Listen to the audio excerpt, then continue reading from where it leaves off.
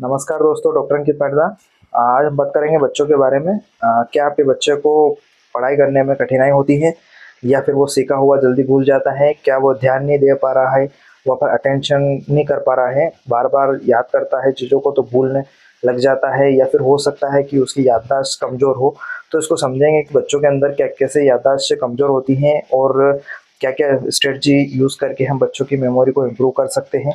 तो मैं डॉक्टर अंकित Patidar, consultant neuropsychiatrist, आज बताऊंगा कि बच्चों की याददाश्त को कैसे काम करती है और उसमें अगर कुछ रुकावटें आती हैं तो हम उसमें कैसे सुधार कर सकते हैं, इसके बारे में बात करते हैं। तो सबसे पहले जानते हैं कि बच्चों में याददाश्त की कमी क्यों होती है, इसके बारे में।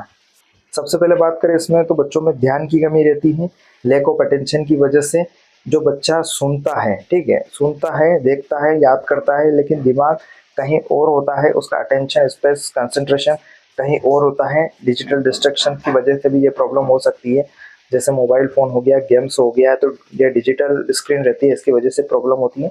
सेकेंड रीज़न इसमें रहता है नींद की कमी, स्लीप डिप्रिवेशन की वजह से भी बच्चों में मेमोरी की प्रॉब्लम रहती है। उसमें नींद के दौरान मस्तिष्क की सीखी हुई चीज़ें संक्रमण करता है। मतलब क्या है कि होता है कि जैसे अपन रात में सोते हैं तो अपन दिन में जो भी चीज़ें एक्टिविटी करते हैं तो ब्रेन उसको यूटिलाइज करता है चीज़ों को। तो ब्रेन अपने जो सेकेंडरी मेमोरी होती है उसके अंदर सारी इन्फॉर्मेशन जाती है। तो 6 से 14 साल के जो बच्चे रहते हैं उनको रोज़ाना 9 से 11 घंटे की नींद ज़रूरी होती है। अगर पर्याप्त मात्रा में उनको नींद मिलती है तो उनको मेमोरी रिटेंशन में अच्छी प्रॉब्लम नहीं होती है, मेमोरी रिटेंशन अच्छी होती है उनकी। और वो क्या है कि एकेडमिक चीज़ें जो भी सीखने को मिलता है, प्रैक्टिकल स्किल्स उनकी अच्छी होती है। तो सबसे पहली बात यह है कि नींद ज़रूरी है। अब न्यूट्रिशन की बात करें इसमें, तो अगर ख़राब डाइट रहेगी तो उसकी वजह से भी बच्चे का ब्रेन का जो पोषण है वो भी पूरी तरह से नहीं हो पाएगा। तो इसके लिए सबसे अच्छी है कि न्यूट्रिशन की कैपेसिटी को बच्चों में पूरा किया जाए। तो ब्रेन पोषण के लिए ओमेगा 3 फैटी एसिड्स रहते हैं, विटामिन B12 रहता है, D3 रहता है, आयरन रहता है, तो इनकी पूर्ति करना ज़रूरी है।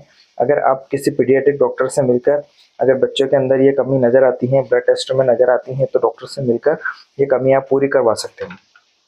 फोर्थ थिंग इसमें बात करें तो स्ट्रेस और भय के कारण अगर बच्चे में स्ट्रेस और एंजाइटी बनी रहती है, परीक्षा का डर रहता है या फिर पेरेंट्स की डांट का खतरा रहता है, तो वो स्ट्रेस में रहते हैं, तो उसकी वजह से भी बच्चे पढ़ नहीं पाते हैं। तो आपको यही करना है कि बच्चे को अच्छी तरह से समझाना है, उनके अंदर कोई स्ट्रेस एंजाइटी बनी हुई है पढ़ाई को लेकर या फिर आपकी डांट को लेकर, तो इसको सुधारना है।